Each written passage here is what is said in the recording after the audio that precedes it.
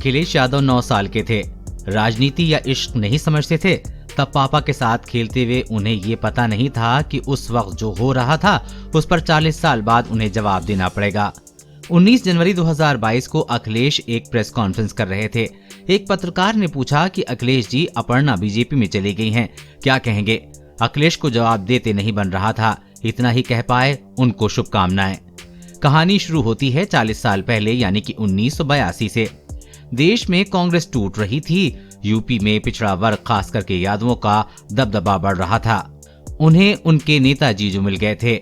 जनता party और नई उम्र की लड़कियों तक उस हंसमुख चेहरे पर फिदा थीं। नाम है मुलायम सिंह यादव। तब उनके मूछें काली थीं, उम्र 43 साल। लाइफस्टाइल मैगजीन की रिसर्च कहती है कि इंडिया के मर्द 35 से 45 साल में सबसे ज्यादा आकर्षक दिखते हैं। तब समाजवादी पार्टी नहीं थी, राष्ट्रीय लोकदल था। औरैया जिले के बिधुना के रहने वाले कमलापति की 23 साल की बेटी नर्सिंग की ट्रेनिंग कर रही थी, लेकिन वो राजनीति में कुछ करना चाहती थी। वो गोल मटोल स्वीट सी दिखने वाली लड़की कुछ राजनीतिक कार्यक्रमों में आई। उसी दरमियान मुलायम सिंह की आंखें उससे टकराईं। उस लड़की का नाम है साधना गुप्ता। तब क्या हुआ और क्या नहीं, सिर्फ एक ही शख्स जानता था, उसका नाम था अमर सिंह। अब वो नहीं रहे। मुलायम की इस कहानी के कुछ पन्ने सुनीता एरॉन ने लिखे थे। एक राइटर हैं सुनीता एरॉन। उन्होंने अखिलेश यादव की बायोग्राफी बदलाव की लहर लिखी थी। इसमें कुछ पन्ने उन्होंने मुलायम सिंह की लव स्टोरी पर खर्च किए थे। सुनीता एरॉन के मुताबिक शुरुआत में साधना और मुलायम की आम मुलाकातें हुई। मुलायम की मां की वजह से दोनों करीब आए। मुलायम की मां मूर्ति देवी बीमार रहती थी। साधना ने लखनऊ के एक नर्सिंग होम और बाद में सैफई मेडिकल कॉलेज में इलाज के दौरान मूर्ति देवी की देखभाल की। गलत इंजेक्शन लगाने से रोकने पर इम्प्रेस हुए मुलायम।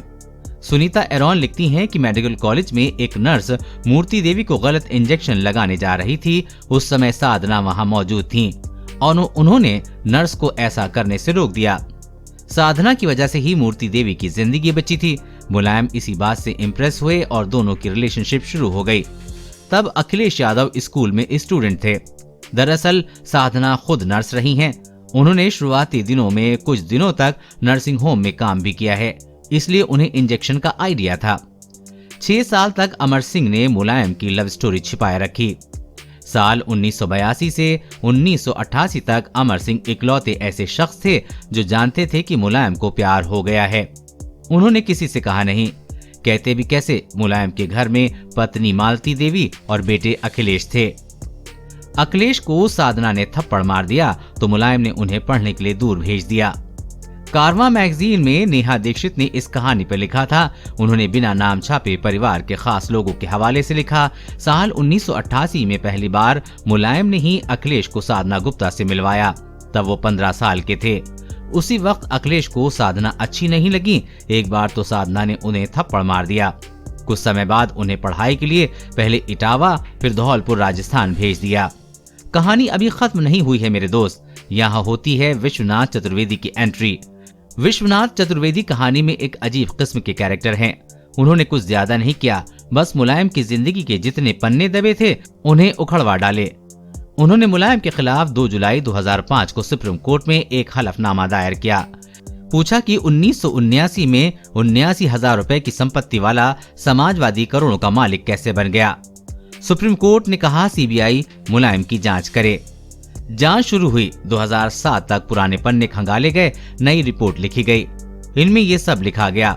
मुलायम की एक और बीवी और एक और बच्चा भी है। आज से नहीं, 1994 से।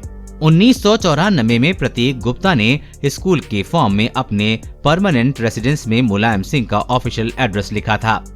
मां का नाम साधना गुप्ता और पिता का MS यादव लिखा था। 2000 में प्रतीक के गार्जियंस के तौर पर मुलायम का नाम दर्ज हुआ था। 23 मई 2023 को मुलायम ने साधना को अपनी पत्नी का दर्जा दिया था।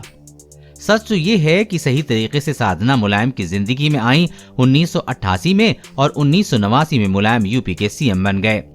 तब से वो साधना को लकी मानने लगे।